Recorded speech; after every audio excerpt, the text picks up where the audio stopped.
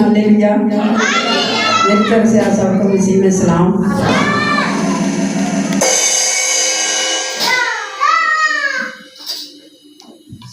आज 3 पॉइंट है खुशी के। 3 पॉइंट हैं खुशी के। कौन कौन सा है? तीनों पॉइंट बताएं कौन कौन सा है? क्या? चलो जी, चौथा शामिल हो गया। और कोई?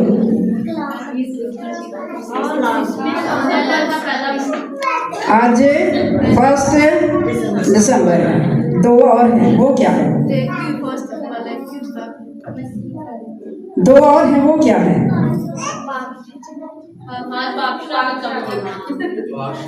और एक और है। 4 पूरे हो गए। क्लैपिंग करें।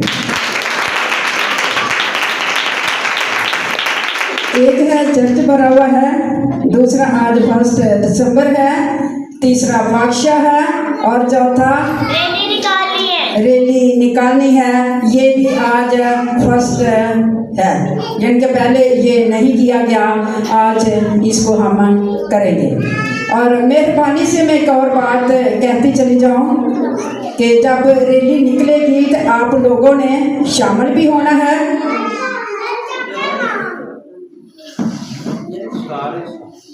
सभी होंगे। जो बाकी घर में होंगे, वो जो रैली निकलेगी घरों में नहीं जाएगी, सिर्फ दरवाजे तक जाएगी। और आप सब ने जो घर में होंगे, दरवाजे पर लाजमी आना है अपने गिफ्ट को हासिल करने के लिए। हालेलुया। चले, आज हम देखेंगे कलाम हक में से सीखेंगे, पढ़ेंगे। पास्टर साहब नहीं पहुंचे हैं तो कोई बात नहीं है कि खुदा हम सबसे कलाम करता है। खुदा ने हम सबको तैयार किया हुआ है। फौजी जब जंग करते हैं वो पहले क्या करते हैं? ट्रेनिंग करते हैं, ट्रेनिंग लेते हैं।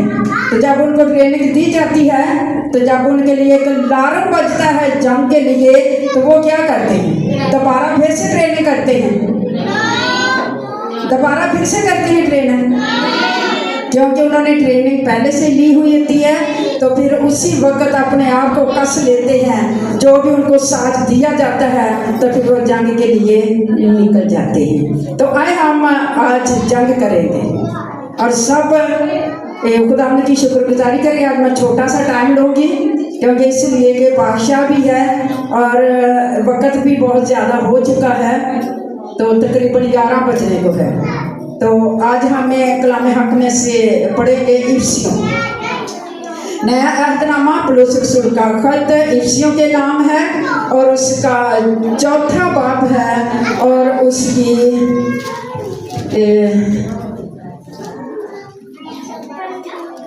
5वीं आयत से 7वीं आयत तक हम पढ़ेंगे। 5वीं आयत से 7वीं आयत तक हम इसको पढ़ेंगे।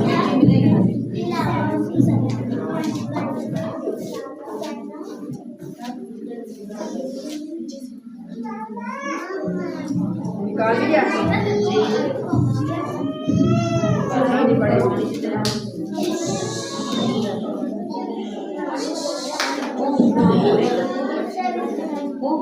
इफ्सियों 4 बाब उसके 5 आयत से 7 आयत तक पढ़ेंगे। शुरू करते हैं यीशु मसीह के नाम से। एक ही खुदावंद है, एक ही ईमान, एक ही बपतिस्मा, और सबका खुदा और बाप एक ही है, जो सबके ऊपर और सबके दरमियान और सबके अंदर है, और हम में से हर एक पर मसीह की बख्शिश के अंदाजा के मुआफिक फजल हुआ है। आमीन। आमीन।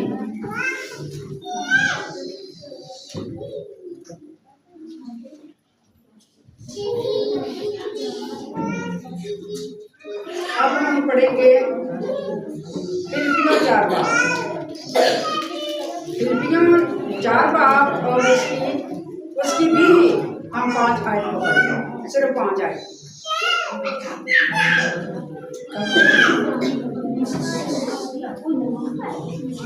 तुम्हारी नरम मिजाजी सब आदमियों पर जाहिर हो, खुदामद करीब करीब है। किसी बात की फिक्र ना करो, बल्कि हर एक बात में तुम्हारी दरख्वास्तें दुआ और मिन्नत के वसीला से शुक्रगुजारी के साथ खुदा के सामने पेश की जाए।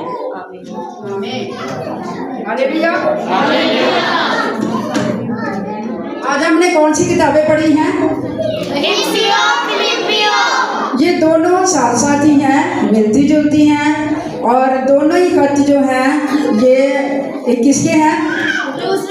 पौलुस रसूल के खत हैं, जो फिलिपियों के नाम है और एफिसियों के नाम है। ये दोनों को खत दिए गए हैं। हम पहले सीखेंगे फिलिपियों के नाम जो पहले पढ़ा गया है, इसमें से इसकी चौथी आयत से ही पढ़ा गया था। ये भी लिखा है कि एक ही बदन है और एक ही रूह, चुनाचा तुम्हें जो बुलाए गए थे अपने बुलाए जाने से उम्मीद भी एक ही है। एक ही खुदावंद है, एक ही ईमान है, एक ही बपतिस्मा, और सबका खुदा और बाप एक ही है, जो सबके ऊपर और सबके दरमियान और सबके अंदर है। आमीन। इसमें से हम आज देखेंगे कि खुदा एक ही है। खुदा क्या है? एक ही है। लेकिन हमने बहुत सारे खुदा बना रखे हैं, लेकिन खुदा का कलाम जो है ये यही बयान करता है कि खुदा कितने हैं? एक ही है। लेकिन उसकी जो अदाएं हैं, उसके जो काम है, वो तरह तरह के हैं। उसके काम, उसके अदा, उसके हर चीज जो है वो अलग अलग है, लेकिन खुदा क्या है? एक ही है। अगर आप देखते हैं कि ये बाहर खंभा लगा हुआ है और इसकी तारें इसमें से कितनी निकलती है? बहुत सारी तारें हैं, और तारों के आगे क्या है? हर एक घर ने अपने घर मीटर लगवा रखा है, और मीटर के अंदर से फिर क्या हुआ है? फिर से अलग अलग हमने अपने घर में पूरे में बैरन कर रखी है।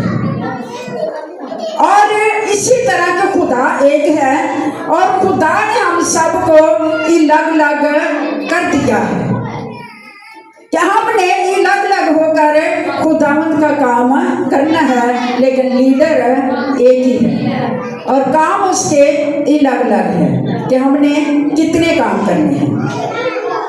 अगर घर में मीटर लगा हुआ है और कोई टोका चला रहा है, कोई मोटर चला रहा है, कोई इस्त्री चला रहा है, कोई कुछ कर रहा है, लाइटें चला रहा है, ये सब कुछ है, और मीटर एक ही है।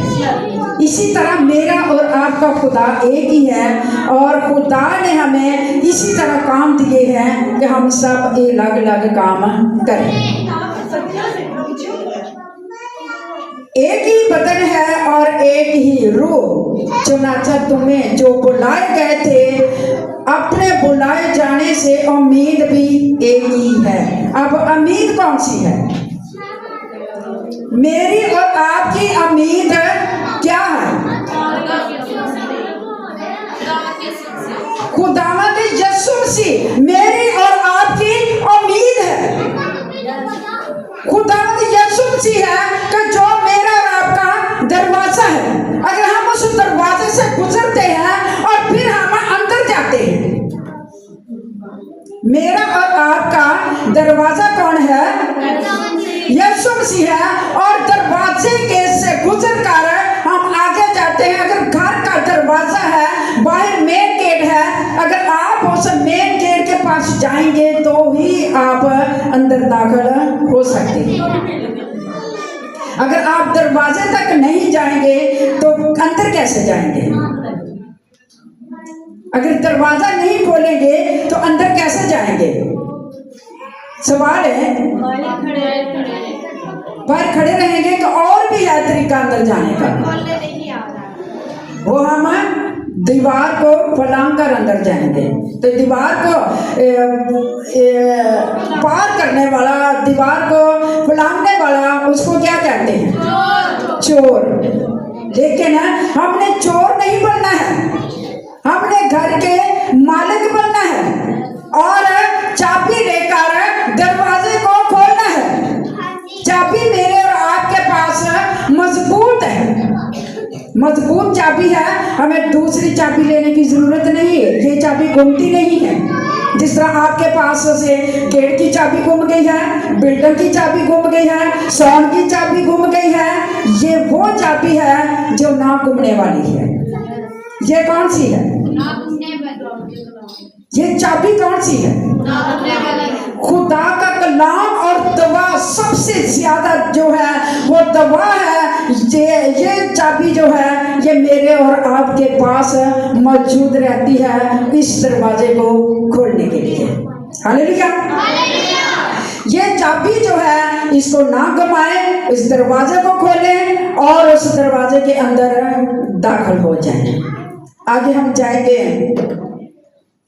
फिलिप्पियों से सीखेंगे कि उसको क्या पौलुस रसूल ने फरमाया है। लिखा है, तुम्हारी नर्म मजाजी सब आदमियों पर जाहिर हो, खुदावन करीब है। क्या है? खुदावन करीब है। तुम्हारी नर्म मजाजी सब आदमियों पर जाहिर हो, खुदावंद करीब है। कौन इस बात को यकीन के साथ कह सकता है कि खुदावंद करीब है? कौन कहता है कि खुदावंद करीब है? सब कहते हैं लेकिन हाथ नहीं उठ रहे हैं, क्योंकि हम सब जानते हैं कि खुदा तो हमके पास है ही नहीं है। हम ये जानते हैं कि खुदा हमारे पास नहीं है, हम खुदा के पास नहीं है, इसीलिए हमारे हाथ नहीं उठते हैं। खुदा को हमेशा अपने पास रखें, खुदा को अपने अंदर रखें, खुदा को अपने साथ महसूस करें, क्योंकि वो आपके करीब है। और कब करीब होगा? ऊपर वाली आयत को पढ़े, ऊपर वाली आयत को। तुम्हारी नर्म मजाजी सब आदमियों पर जाहिर हो, खुदावंद करीब है। अब पीछे पढ़ा हमने, रूह एक है, दरवाजा भी एक है, खुदा भी एक है और काम बहुत सारे हैं। यहाँ पर एक काम जो मेन है वो खुदा ने मेरे और आपके लिए लिखा है। क्या लिखा है? तुम्हारी नरम मिजाजी आगे सब आदमियों पर जाहिर हो और खुदावंद करीब है। खुदावंद करीब है। अब मेरी और आपकी नरम मजाजी क्या है? मेरे और आपके पास नरम मजाजी का इश्तिहार क्या है? मेरे और आपके पास नरम मजाजी का तरीका क्या है? हम किस तरह अपने आप को नरम कर सकते हैं और कैसे हम समझ सकते हैं कि मैं नरम हूं? हम आटा गूंथते हैं, सख्त हो जाता है, हम उसको थोड़ी देर के लिए नरम करने के लिए रख देते हैं। अपने आप को फ्रिज में आटा रखना, वो सख्त हार्ड हो जाता है, फिर उसको हम गर्म पानी करके उसमें नरम करने की कोशिश करते हैं। तो अब ये है कि हमने अपने आप को किस तरह नरम करना है और हम किस तरह जाहिर कर सकते हैं कि मैं नरम हूं। जब कलाम पढ़ेंगे दुआ करेगा। खुदावंद ने शुरू से कहा, हलीमी का दर्श दिया है। हलीमी का खुदा ने हलीमी का दर्श ही नहीं दिया, खुदा ने करके भी दिखाया है। उसने दर्श ही नहीं दिया है, खुदा ने अपनी नरम मजाजी को करके भी दिखाया है। कहाँ किया है?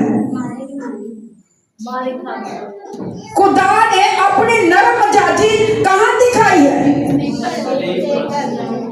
खुदावंद ने सबसे बड़ी नरम मजाजी दिखाई कि उसने अपना इकलौता बेटा मेरे आपके लिए दे दिया। इससे बढ़कर और कितना इंसान नरम हो सकता है? खुदा कितना नरम हो सकता है? फिर दूसरी बात, खुदावंद यीशु मसीह सबसे, हालेलुया, सबसे अजीम खुदा का इकलौता बेटा, उसने ऐसी नरम मजाजी दिखाई कि अपने आप को सलीब तक ले गया। समझ रहे हैं? उसने अपनी नरम मजाजी इस तरह दिखाई है कि हालांकि देखा जाए तो उस बादशाह ने और जिस बादशाह ने उसको कोड़े लगवाए हैं, उसको लामतान उसके ऊपर किया गया, तो उसने कहा कि तू कुछ नहीं बोलता, तुझे नहीं पता कि ये तेरे साथ क्या करते हैं, तू कुछ बोलता नहीं है। तो खुदा ने यीशु मसीह ने कहा कि ये आज तेरा वक्त है, ये आज तेरा वक्त है, जो तेरा दिल आता है तू कर, क्योंकि ये अख्तियार बाप ने तुझे दिया है। कितनी नरमी से वो फिर भी बात करता है। कोड़े भी खा लिए हैं, सर में ताज भी रखवा लिया है, फिर भी वो कहता है कि आज का दिन तेरा है, मेरे बाप ने तुझे ये अख्तियार दिया है, जो तेरा दिल करता है जो मेरे साथ कर। अब नरम मजाजी उसने दिखाई, फिर सबसे बढ़कर उसने एक और बात बड़ी नरमी से कह दिया। फिर वो मेरे और आपके साथ बात नहीं करता, फिर वो किससे बात करता है? अपने आसमानी बाप से। फिर वो क्या कहता है? अरे बाप, तो इनको माफ कर दे, क्योंकि ये तो जानते ही नहीं है, इनको नहीं पता कि मैं कौन हूँ, इनको नहीं पता कि मेरी हस्ती क्या है, इनको नहीं पता कि मैं किसका बेटा हूँ, इसको ये नहीं पता कि मैं दुनिया में क्यों आया, इनको ये नहीं पता कि मैं किस तरह का आदमी जमीन पर, खुदा जमीन पर इंसान बन के आया। खुदा को उसने कहा कि अरे बाप, इनको माफ कर, क्योंकि ये नहीं जानते कि ये क्या करते हैं। इससे बढ़कर नरम जाति क्या होगी? अब हम इंसान जो है, हम अपनी नरम जाति किस तरह दिखाएंगे? अपनी जो नरम जाति है, अब ये जो है, ये हमें कह रहा है तुम्हारी नरम जाति जो आदमियों पर जाहिर हो, खुदावंद करीब है। अब आदमियों की नरम जाति क्या है? वो तो हमने खुदा की नरम जाति सुनी है, देखी है, लेकिन अब जो इंसान की है, आदमियों की जो नरम जाति है, वो क्या है और किस तरह जाहिर करेगा? सवाल है, वो अपनी नरम जाति किस तरह जाहिर करेगा? एक दूसरे के साथ प्यार से पेश आएगा, कलाम के तरीके से चलेगा। इसमें कलाम की बात नहीं आएगी, इस नरम जाति में कलाम की बात नहीं आएगी। एक दूसरे के साथ इसके अंदर आएगी मेरे और आपके तल्लक की बात आएगी, मेरे और आपके नरम जाति की बात सुनने में मिलेगी। और मैं बड़े गुस्से के साथ आपके पास आई हूं, आपके साथ झगड़ा करने के लिए, आपके साथ दंगा फसाद करने के लिए, आपको मारपीट करने के लिए गुस्से के साथ मैं आपके पास आई हूं। और आगे से आप लोग क्या कहोगे? किस तरह पेश आओगे? किस तरह पेश आओगे? जरा प्रैक्टिकल करके दिखाए ना, प्यार से, मोहब्बत से। किस तरह बात कैसे करोगे? नीमी से बात करेंगे। करोगे कैसे? करके दिखाओ ना। अगर करके दिखाओगे तो मुझे भी पता चलेगा कि आप किस तरह बात करोगे। और मैंने यहाँ पर बहुत दफा करके भी दिखाया है आपको।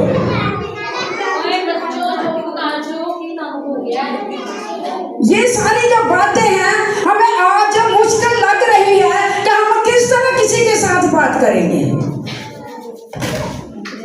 अगर बाप मेरे साथ झगड़ा करने के लिए आया है, मैं बताती हूँ, और मैं उससे क्या कहूँगी? भाई साहब, आपकी मेहरबानी, मैं भी खुदा का बंदा हूँ और तू भी खुदा का बंदा है, मैं भी दुआ करता हूँ, तू भी दुआ करती है। हमें चाहिए कि हम खुदा के कलाम को सुने, कलाम का खुदा को हम जानते हैं। खुदा ने कहा है कि एक दूसरे को माफ करो, और बड़े तहम्मुल के साथ आप उसके साथ बात कर सकते हैं। आपके इस नरमी की वजह से जो गुस्से वाला इंसान है, हो सकता है कि वो आपसे भी ज्यादा नरम हो जाएगा। हालेलुया। ऐसा हम कर सकते हैं? नहीं कर सकते ना, होता नहीं है, हम नहीं कर सकते। तुम्हारी नरम मिजाजी आदमियों पर जाहिर हो, कैसे करेंगे? अगर मैं खुद नरम नहीं हूँ, मेरे अंदर नरमी नहीं है, मैं किस तरह जाहिर करूंगी? नहीं हो सकती। अगर मुझे किसी ने पत्थर मारा है तो मैं कौन को हथियार निकाल के लाऊंगी कि मैं तुझे जिंदा ही नहीं छोड़ना, कि कैसी नरम मिजाजी रहेगी? आएगी नरम? हम नरम हो सकते हैं अगर फौरी तौर पे हम जवाब नहीं देंगे, लेकिन अंदर जो है वो जंग चलती रहेगी। अंदर जो है वो जंग चलती रहेगी। एक वक्त आएगा हम उसका जवाब उसको जरूर देंगे। ईंट का जवाब पत्थर से हमें देंगे। वक्ती तौर पर मैंने जिनको माफ कर दिया, लेकिन बाद में इसको पता बताऊंगी एक वक्त आने पर किसने मुझे कैसे ये बात कही है। बाबर तू अज ते जा, मैं तेन माफ किया। ऐसी नरम मिजाजी अपने अंदर पैदा करें कि जो अगर आपने एक को माफ कर दिया सो कर दिया, आपने नरम मिजाजी दिखाई है, फिर उसको पूरी तरह अपने आप को नरम रखें ताकि खुदा का कलाम आपके अंदर घर करे, खुदा का खौफ, खुदा का डर आपकी जिंदगी में हो। अगर आप ऐसा करते हैं तो आपकी नरम मिजाजी उस आदमी पर जाहिर होगी और जिसके साथ तेरा झगड़ा था। यीशु मसीह का झगड़ा किसके साथ था? इब्लीस के साथ था उसका झगड़ा। और माफ किसको किया? माफ किसको किया? इंसानों को। माफ इंसानों को किया। बेशक इब्लीस इंसान के अंदर आकर काम करता है और उस वक्त सामने कौन होता है? हम एक मिसाल सुनते हैं कि कसौन नेड़े या खुदा, रब नेड़े होता है या कसौन, हम ये मिसाल देते हैं तो हम फौरी तौर पर क्या कहते हैं कि कसौन नहीं नेड़े है, क्योंकि उस वक्त वो सामने ऐसे मार देते हैं। उस वक्त इब्लीस उनके अंदर था और उस वक्त खुदा ने उनको माफ करने के लिए कहा। खुदा ने यीशु मसीह ने उसने कहा कि अरे बाप इनको माफ कर, क्योंकि ये नहीं जानते कि ये क्या करते हैं। इसलिए कि वो नहीं जानते थे, इसलिए कि उनके अंदर इब्लीस था और वो ये कहता था कि इनको ये नहीं पता कि इनके अंदर इब्लीस आकर काम कर रहा है। वो ये नहीं जानते। खुदा ने यीशु मसीह ने ये फरमाया था कि वो ये नहीं जानते कि ये क्या करते हैं, क्योंकि उनके अंदर इब्लीस। हम जब मूवी देखते हैं तो हम देखते हैं कि जब यीशु मसीह सलीब पर है, जब उसको ले जाया जाता है तो इब्लीस पीछे से हंसता है, वो देखता है। अगर आज हम एक दूसरे के साथ झगड़ा करते हैं तो हमारे साथ कौन होता है? इब्लीस होता है। इसीलिए जब मैं आपको आकर कहती हूँ और मैं यही बात कहती हूँ कि इब्लीस लोगों के अंदर आकर काम करता है, आप इनको मौका ना दें। लेकिन हम नर्म हो ही नहीं सकते। हम कहते हैं कि नहीं, मैं ये बात नहीं करूँगी। खुदा हमेशा वो कहता है कि तुम्हारी नरम मिजाजी सब आदमियों पर जाहिर हो, खुदावंद करीब है। आगे हम पढ़ेंगे, किसी बात की फिक्र ना करो, बल्कि हर एक बात में तुम्हारी दरख्वास्तें दुआ और मिन्नत के वसीला से शुक्रगुजारी के साथ खुदा के सामने पेश की जाएं, और तो खुदा का इत्मीनान जो समझ से बिल्कुल बाहर है तुम्हारे दिलों और ख्यालों को मसीह यीशु में महफूज रखेगा। हालेलुया। वो कहते हैं कि तुम्हारी दरख्वास्तें दुआ और मिन्नत के वसीला से शुक्रगुजारी के साथ खुदा के सामने पेश की जाए।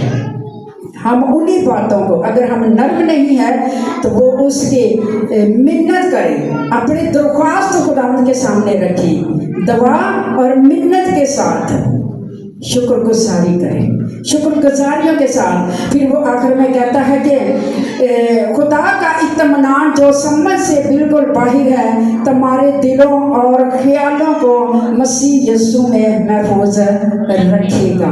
वो तब रखेगा जब हम अपने दिलों को नरम करेंगे, अपनी जिंदगियों को नरम करेंगे, अपनी सांसों ज़हनों ख्यालों को पाक करेंगे। फिर खुदा जो है वो इत्मीनान जो है, सुकून जो है, वो कहता कि वो तुम्हारे ज़हनों और दिलों में महफूज रखेगा। खुदा मुझे और सबको बड़ी बड़ी